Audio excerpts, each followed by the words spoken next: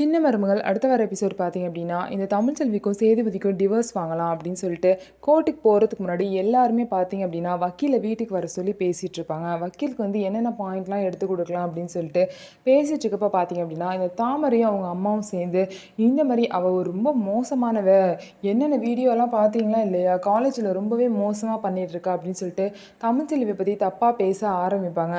அவங்க பேச ஆரம்பிக்கும் போதே சேதுபதி போதும் நிறுத்துங்க, எதுவும் சொல்லாதீங்க, அவள் வந்து நீங்கள் என் மேலே தப்பாக தாமரை எனக்கு எடுத்துட்டேன்னு பழி போட்டப்போ கூட தமிழ்ச்செல்வி தான் என் கூட நின்னா. அவளோட கேரக்டரில் எந்த ஒரு குறையும் சொல்ல மாட்டேன். அதே மாதிரி அவள் ஒழுக்கமாக தான் இருக்கா. அவளை பற்றி நீங்கள் எதுவுமே சொல்லக்கூடாது. குழந்தை விஷயத்தில் உண்மையை மறைச்சது மட்டும்தான் எனக்கு கோவமே.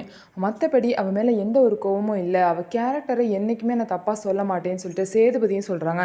அதே மாதிரி சேதுபதியோட அப்பா ராஜாங்கமும் பார்த்தீங்க அப்படின்னா, அந்த பொண்ணு குணத்துலலாம் எந்த ஒரு குறையும் கிடையாது. இங்கே இருந்த வரைக்கும் நல்ல குணமுள்ள பொண்ணாக தான் இருந்திருக்கு.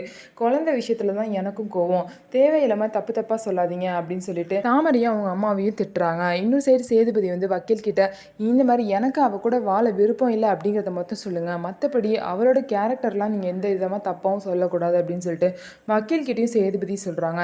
இதை கேட்டு பார்த்தீங்க அப்படின்னா தாமரைக்கு அவங்க அம்மாவுக்கும் ரொம்பவே டென்ஷன் ஆகுது. இன்னமும் சேதுபதி மனசில் ஒரு மூலையில் அவள் இருக்காதான் போல அப்படின்னு சொல்லிட்டு நினைக்கிறாங்க. எப்படியாவது சேதுபதி மனசுலேருந்து அவளை சுத்தமாக அழிக்கணும்னு சொல்லிட்டு பிளான் போடுறாங்க. இதுதான் அடுத்த வர எபிசோடில் நடக்க போகுது. நம்ம வீடியோ உங்களுக்கு பிடிச்சிருந்தா நம்ம வீடியோவை லைக் பண்ணிக்கோங்க. அதுக்கப்புறம் மறக்காமல் நம்மளோட சேனலை சப்ஸ்கிரைப் பண்ணிவிட்டு பாருங்கள்.